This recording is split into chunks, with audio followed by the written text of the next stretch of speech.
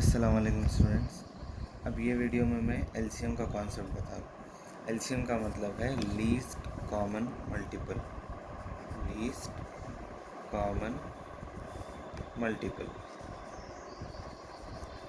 Least common multiple मतलब multiple तो already मैं पहले बताया था। मल्टीपल्स मतलब जो अपन मल्टीप्लाई करे बाद जो आंसर आता उसको मल्टीपल बोलते हैं। कॉमन का मतलब सेम और लीस्ट का मतलब सबसे छोटा। अब यहाँ पर एलसीएम ऑफ 36, 48 एंड 96, इसका एलसीएम फाइंड करना है। तो ये इन तीनों के मल्टीपल्स हैं। यहाँ पर 36 का ये पूरे मल्टीपल्स है, ये 48 का है और ये 96 का है। इसमें कॉमन मल्टीपल्स लिखना है अपने को। कॉमन मतलब जो तीनों में भी सेम है।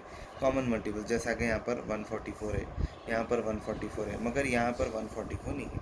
तो ये इन दोनों के वास्ते कॉमन हुआ, पूरे तीनों के वास्ते कॉमन नहीं हुआ। अगर आप 36 और 48 का जब एलसीएम कर रहे हैं तो जब कंसिडर कर सकते, मगर जब तीनों का कर रहे हैं तो 144 दोनों में है, यहाँ पर नहीं है, तो ये कॉमन नहीं होता। कॉमन मतलब जो तीनों में भी रहना। तो ऐसा यहाँ पर एक नंबर 288, 288 और 288, ये तीनों में भी कॉमन है, तो ये होता कॉमन मल्टीपल 288। इन तीनों का कॉमन मल्टीपल है।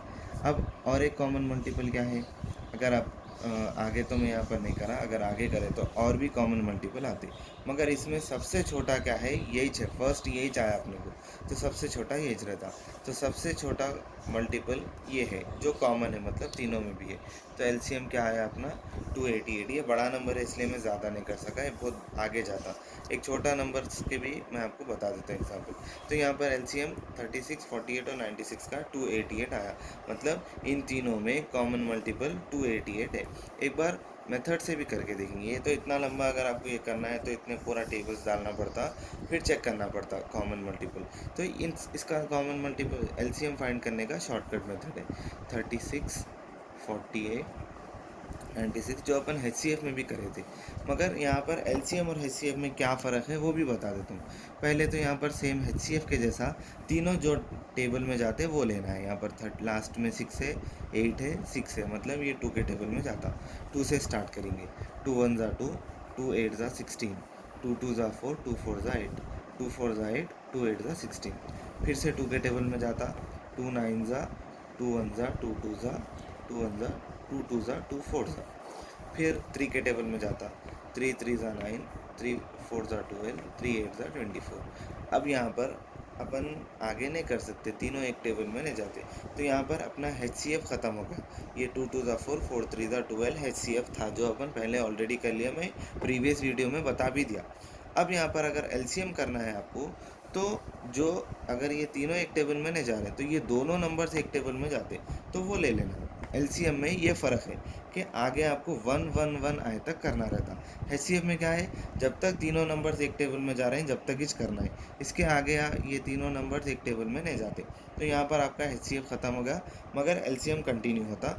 एलसीएम में क्या करना है, 1 1 1 आए तक करना है। तो आगे कंटिन्यू करता हूँ मैं। 3 का टेबल, 3 1 ज़ा 3, 3 के टेबल में 4 नहीं जाता, 4 एज इट इज़ लिखना है। 3 के टेबल में 8 भी नहीं जाता, 8 एज इट इज़ लिखना है। मेरा एक 1 आ गया, ये दोनों भी 1 आना, और आगे कंटिन्यू करेंगे। 2 से कंटिन्यू करेंगे। 4 और 8 2 के टेबल में जाते, 2 1 ज़ा। यहाँ पर और एक चीज़ थोड़ा उनको डाउट आता, 4 और 8 4 के टेबल में भी जाते, मगर मैं 2 के को ले रहा हूँ। यहाँ पर सबसे छोटा नंबर लेना है। ये 4 के टेबल में भी जाता, 2 के टेबल में भी जाता, मगर 2 लेना है क्योंकि 2 छोटा है। अगर 2 में नहीं जा रहा तो जब आप 4 ले सकते। यहाँ पर 2 के टेबल में जा रहा तो पहले 2 को प्रीफर करना। 2 2 ज़ा 4, 2 4 ज़ा 8।